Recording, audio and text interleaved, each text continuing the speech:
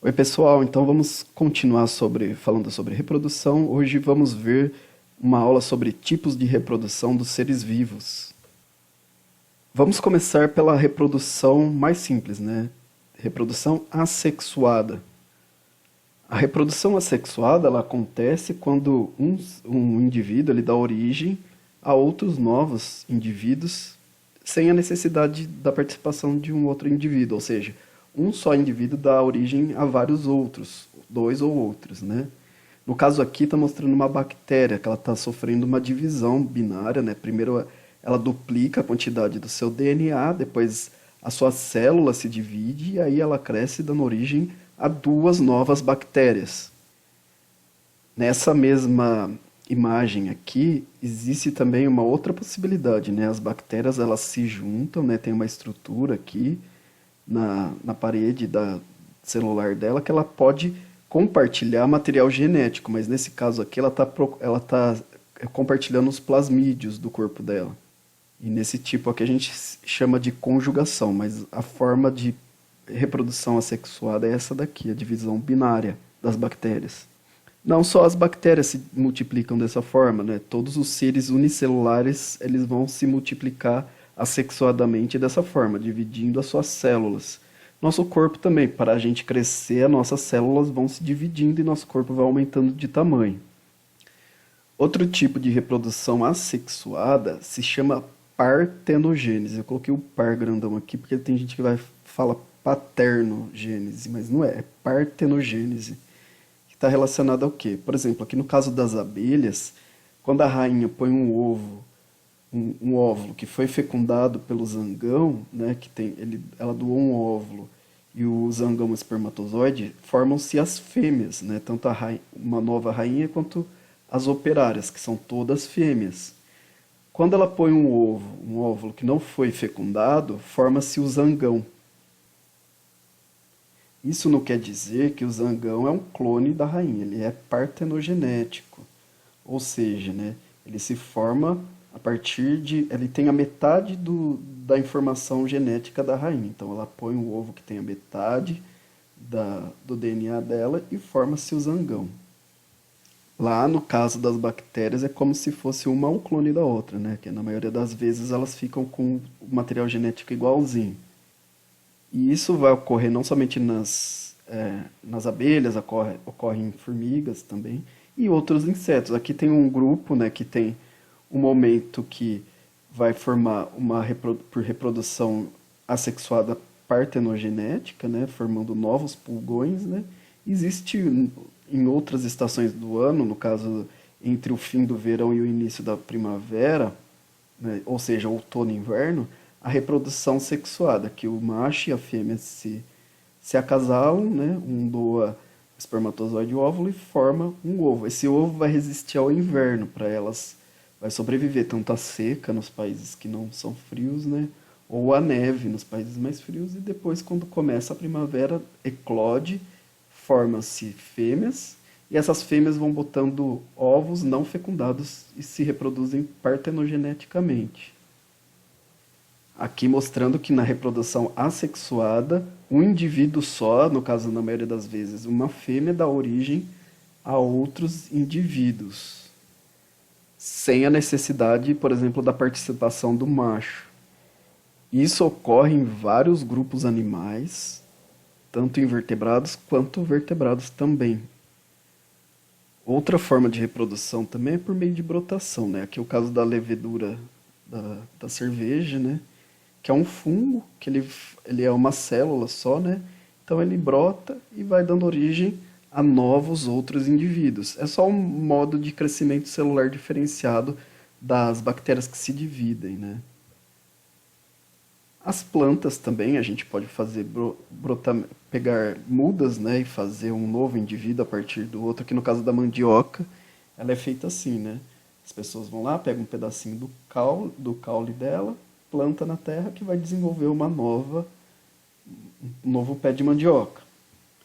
E isso também é uma forma de reprodução assexuada. A gente faz muito isso com plantas. Então uma planta é o clone da outra. Também as plantas têm várias formas de se reproduzir assexuadamente, né? No caso do morangueiro, ele se reproduz sexuadamente por meio das sementes, mas quando ele vai crescendo, assim, por meio desses ramos aqui, chamados de estolhas, né? Ele cresce e vai enraizando e dando origem a um novo morangueiro. Então, a reprodução assexuada ela é muito comum em diversos grupos, tanto plantas, animais e seres microscópicos. Agora vamos falar da reprodução sexuada. Então, vamos ter como exemplo seres humanos, né? O humano adulto, nós temos uma mulher e um homem aqui no caso. A mulher produz o óvulo, o homem espermatozoide. Lembrando que o óvulo e espermatozoide tem metade de material genético, metade do DNA das outras células normais do corpo. Aqui no caso, aqui, ó, 2N quer dizer que tem o total. E N quer dizer que tem a metade. N é metade de 2N, né? Mas quando junta metade com metade, nós vamos ter um zigoto, que é um ovo, né? Uma célula completa. E aí depois ela se divide e forma um indivíduo novo, né? Um embrião, né? Depois nasce um bebezinho. Ele cresce, se torna adulto e pode se reproduzir. Então, a reprodução quer dizer que um corpo, a reprodução sexuada, que tem uma quantidade de material genético, ela se divide ao meio para produzir espermatozoide e óvulo, que são os gametas, para produzir gametas. Esses gametas se juntam para formar um novo indivíduo. Então, isso vai aumentar o que? A variedade genética. Então, as pessoas vão ser umas diferentes das outras graças a essa reprodução sexuada. Então, no caso, né, o gameta masculino, que se chama espermatozoide, se funde ao gameta feminino, que é o óvulo. Ambos têm só metade do material genético, aqui mostrando azul escuro com azul claro, depois eles se juntam. Então você tem metade do material genético do seu pai e metade do material genético da sua mãe, ou seja, metade do DNA do seu pai e metade do DNA da sua mãe. Então, durante a relação sexual, depois que há a ejaculação, aqui o esperma ele tem que ele tem que caminhar, né? Ele tem que se transportar daqui até o fim lá das trompas para encontrar o óvulo. Então, alguns vão para cá, outros vão para cá. Quando o qual encontrar a região que houve a trompa que houve a ovulação, ele encontra aqui, fecunda e depois forma-se um embrião que vai descer e vai se instalar aqui no útero, que é um órgão oco, né? Que a gente já viu nas outras aulas. Pode acontecer da mulher ovular 2 vezes ao mesmo tempo, né? Do lado direito e do lado esquerdo. E aí pode se formar gêmeos dizigóticos, ou seja, aqueles gêmeos que não são idênticos. Aqui mostrando, né, que o espermatozoide ele fecunda aqui nessa região os óvulos. Depois que ele é fecundado, forma-se o zigoto, que é a célula ovo. E depois ela começa a se dividir, formando um conjunto maior possível de células que pode se estabilizar e se prender aqui no endométrio. Quando não ocorre isso, o endométrio se desfaz e ocorre a menstruação na mulher. Isso sobre a menstruação nós já vimos lá na aula de sistema endócrino.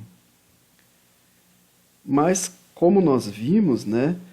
Espermatozoide e óvulo é um caso de oogamia, ou seja, os gametas são diferentes. O masculino ele é sem perimótio, né, que ele se movimenta aqui. Ele se movimenta porque tem o flagelo.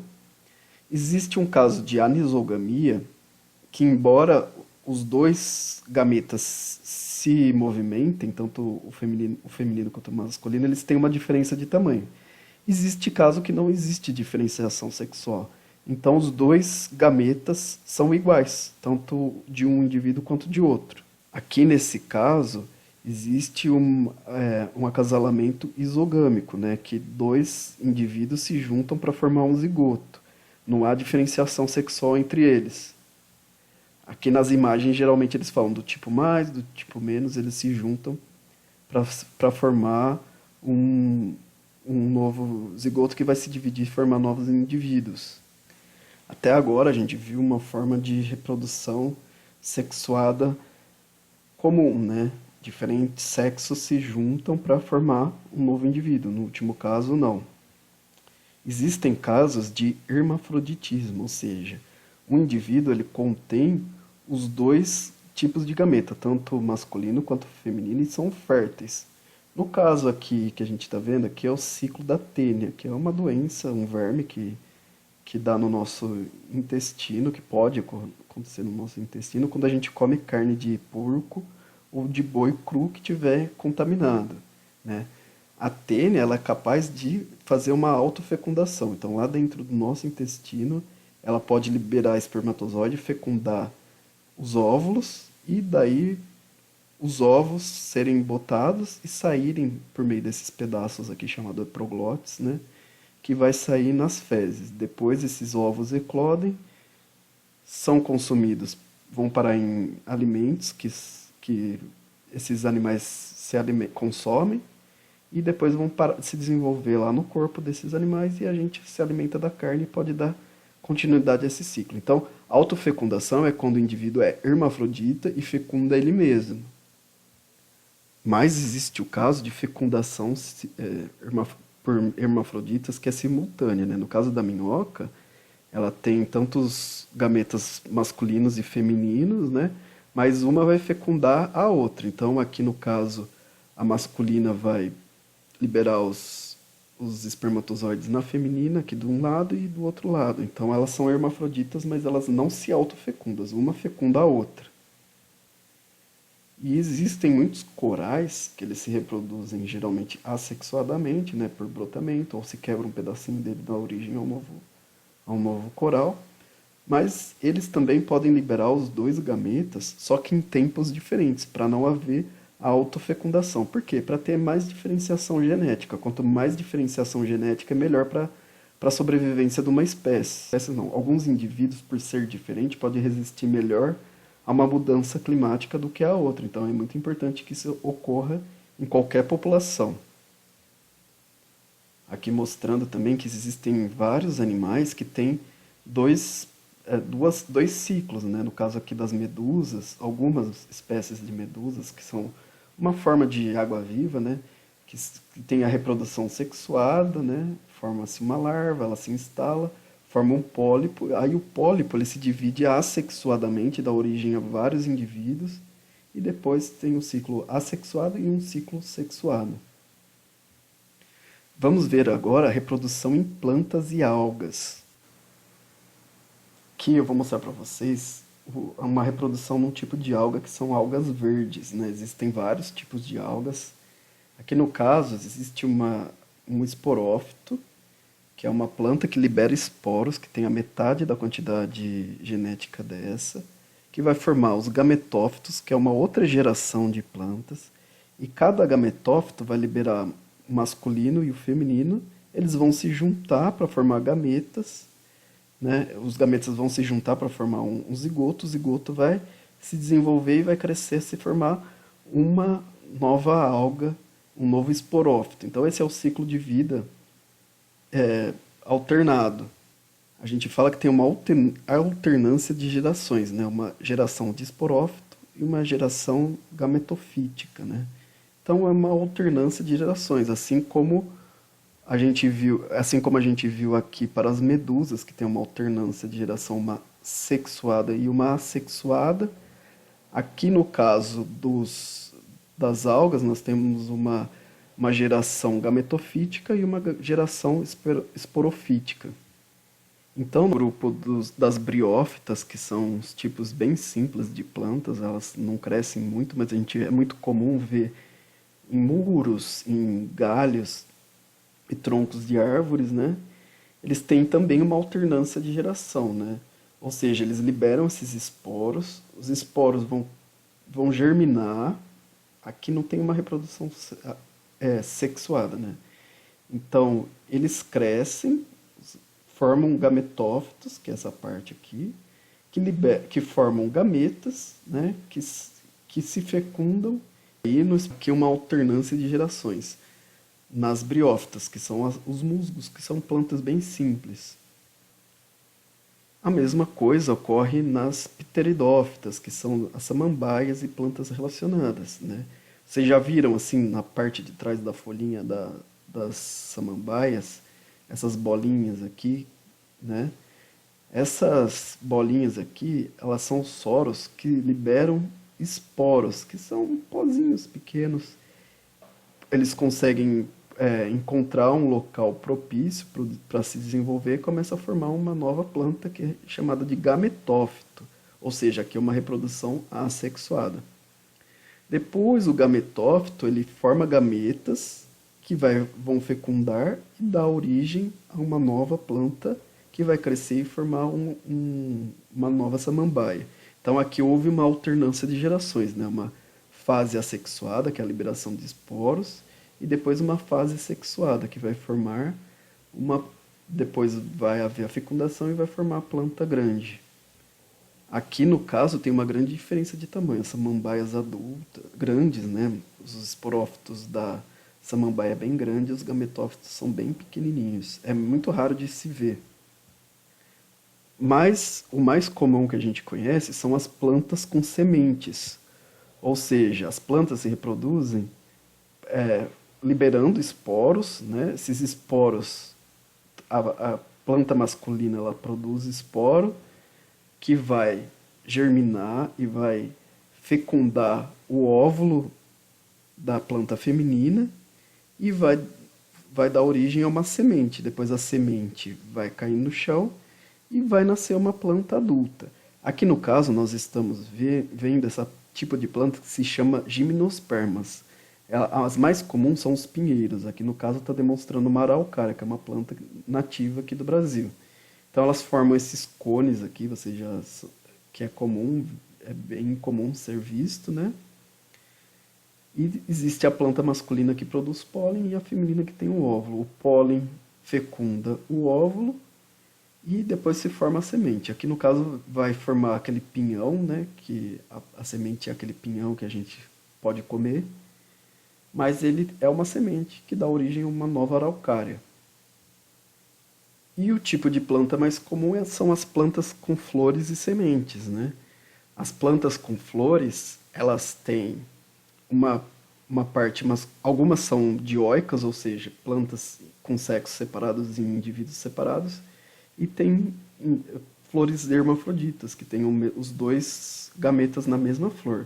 Então a parte masculina, que é a antera aqui, que libera aquele pozinho, são os pólens, quando uma abelha pousa aqui, ele vai e leva para uma outra flor de outra planta, mas da mesma espécie, libera o pólen aqui, ele cresce, fecunda o óvulo que está aqui dentro do ovário, o óvulo fecundado dá origem ao embrião que está dentro da semente, mas o tecido em volta vai formar o fruto, que depois a semente cai no chão, germina e dá origem a uma nova planta.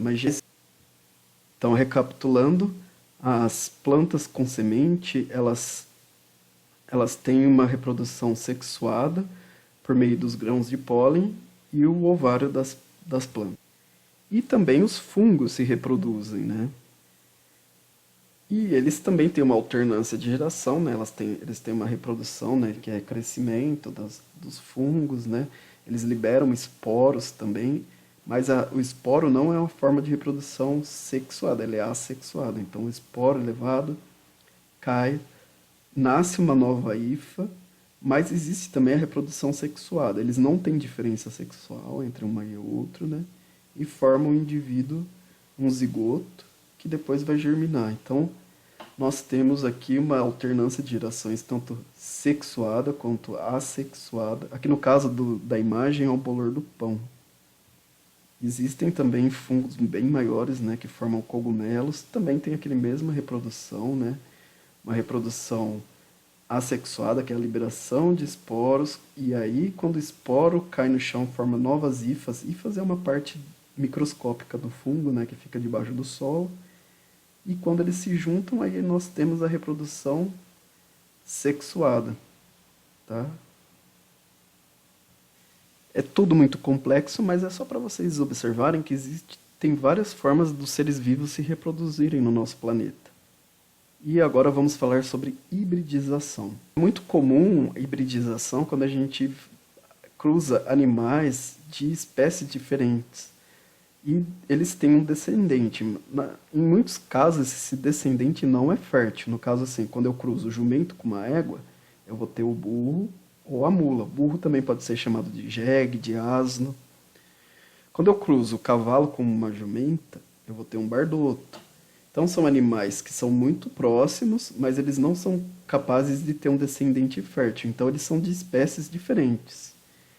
Quando eu cruzo uma zebra com um cavalo, eu tenho um zebróide. E esses filhos aqui desses animais de espécies diferentes, eles não vão ter novos filhos, eles não são capazes de ter filhos. O próprio ser humano já é o resultado de cruzamento de outras espécies de humanoides, né? No caso, assim, existiam seres humanos neandertais, que era uma outra espécie, e eles tiveram contato com seres humanos, e nós temos um pouco de DNA desses neandertais também. Outros hominídeos da mesma época também cruzavam com seres humanos, e temos DNA deles também. E também vários alimentos que nós comemos é resultado de cruzamento de espécies diferentes. Então, no caso das frutas cítricas, a laranja, o limão, eles são todos frutos híbridos, né, que são o resultado de cruzamento de espécies diferentes. Nós chamamos esse resultado de híbridos. E esses descendentes aqui, eles são férteis, que vocês veem que aqui no caso da laranja azeda, que é híbrida, ela pode cruzar com outro, por exemplo, aqui no caso da cidra, da origem ao limão siciliano. Então, nós temos aqui híbridos que são férteis também. Mas também temos híbridos inférteis. No caso do limão Tahiti também não tem nem semente que forma. A banana não tem semente, o abacaxi não tem semente, são todos híbridos. Se nós virmos, né, tem a banana selvagem, ela tem semente, um abacaxi mais selvagem tem semente também. E a planta que tem muitos híbridos são as orquídeas. Só que esses híbridos novos são capazes de ter mais descendentes. Então ela é uma planta muito promíscua e ela, de longe, é a que mais tem espécies. Existem mais de 25 mil espécies de orquídeas no mundo. Então elas são capazes de gerar descendentes híbridos férteis. Isso acaba contrariando o conceito de espécie. As espécies são indivíduos aparentemente muito parecidos, similares, que são capazes de cruzar entre si e gerar descendentes férteis. Mas aí no caso das orquídeas isso cai por terra. Mas na maioria dos casos esse conceito de espécie é válido, tá bom? Então, resumindo, todos os seres vivos eles se reproduzem. Existe a reprodução assexuada, o indivíduo é capaz de gerar outros indivíduos da mesma espécie. E tem também a reprodução sexuada, dois indivíduos liberam gametas que se unem para formar um novo indivíduo da mesma espécie ou um híbrido. E essa foi a aula sobre tipos de reprodução. Até mais. Até a semana que vem.